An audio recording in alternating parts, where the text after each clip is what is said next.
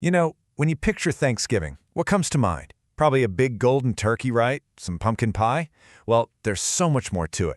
Behind that meal is this incredible story, a story of survival, of struggle, and this really unlikely friendship that honestly helped shape a nation. So, what is the real story here? We're going to have to go back in time, like more than 400 years, to this moment when two totally different cultures collided, and under the toughest circumstances imaginable. Let's dive in and see how it all got started. Okay, so our story kicks off way back in the early 1600s. It's about this group of people we now call the Pilgrims. And they made this huge, life-changing decision to just leave everything they knew in England and set sail for a future that was a complete unknown.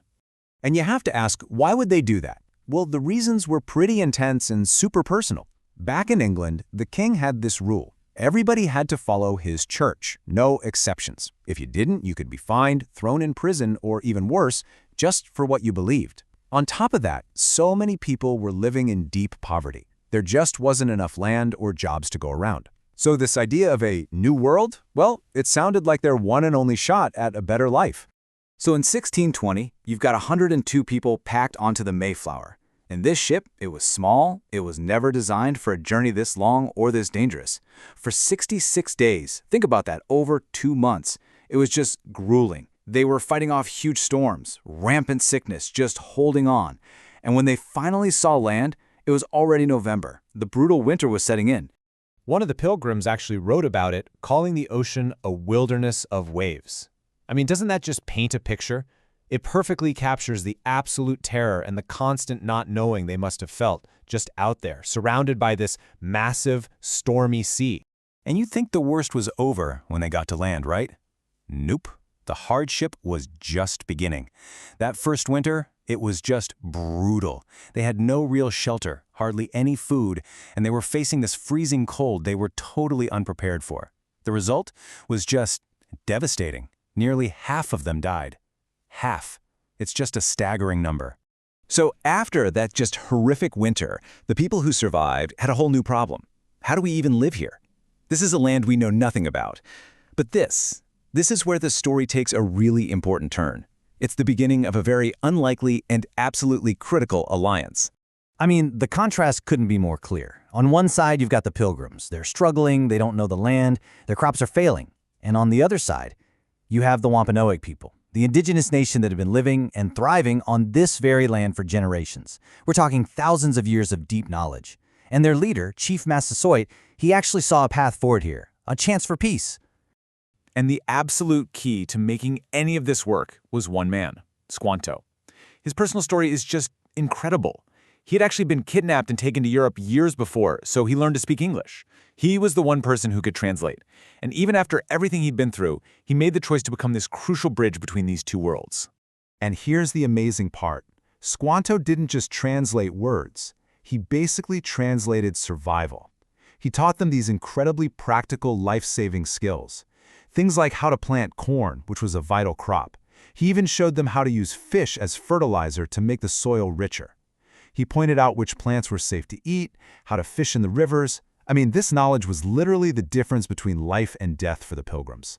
So, because of all this help, the Pilgrims' next harvest was a success. For the very first time, they actually had enough food to get them through the coming winter. And this feeling, this mix of relief, security, and just immense gratitude, well, it led to one of the most famous get-togethers in all of American history. So, in the fall of 1621, they decided to hold a big harvest feast. And we're not talking about a quick meal here, no. This celebration went on for 3 whole days. And it was a shared event.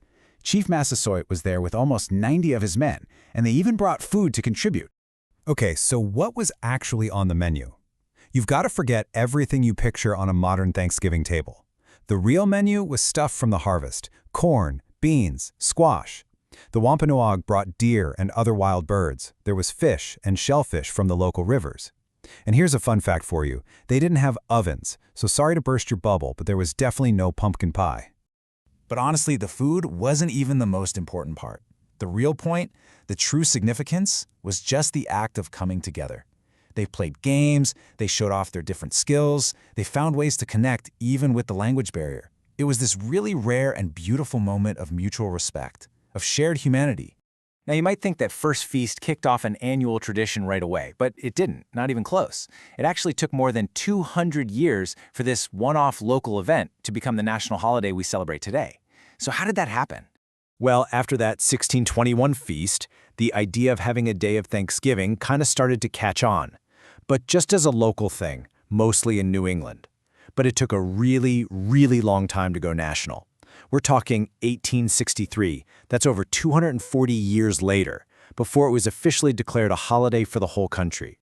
So what was the tipping point? A huge amount of the credit goes to this one incredibly persistent woman named Sarah Josefa Hale. She was a really influential writer, and for decades she campaigned for this. I mean, she wrote letters to president after president, just tirelessly arguing that a national day of thanks could be something that would unite hearts all across a divided nation. And her message finally landed with the right person at the right time, President Abraham Lincoln, right in the middle of the Civil War. The country was literally tearing itself apart. Lincoln saw this incredible wisdom in her idea, so when he made his proclamation in 1863, it wasn't just about being thankful for food, it was a powerful plea, a plea to find some common ground and to heal the wounds of the nation. It was a real act of hope during one of the darkest times. And from that moment on, Thanksgiving really started to become the holiday we know today.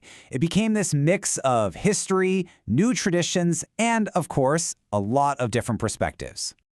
Over the next 100 years or so, the holiday really took on a life of its own, you know? We got all these new traditions that we now think are just essential to the day. The Macy's Thanksgiving Day Parade started way back in 1924. Thanksgiving football became a huge deal, and a lot of people started volunteering, using the day as a way to give back, which is a really powerful expression of gratitude. At the same time, the meaning of the day has also become a lot deeper and, frankly, more complicated. For so many people, it's still this wonderful celebration of family and just being thankful. But it is absolutely crucial to also understand another perspective. For many indigenous communities, the day is observed as a national day of mourning.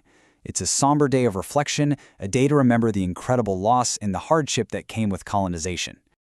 And that really shows you how this holiday is still evolving, right? If you look at Thanksgiving tables today, they really reflect the amazing diversity of the country. You have families blending traditions from all over the world into their meals, into their celebrations, creating brand new ways to celebrate. It's really grown into something much bigger than that one historical moment. So all of this brings us to a final thought. The story of Thanksgiving is complex, right? It's about survival, it's about gratitude, but it's also about conflict and connection. And it leaves us with a question that, honestly, feels more important now than ever. In this crazy, fast-paced world we all live in, what does it really mean to just stop for a moment, take a breath, and truly give thanks?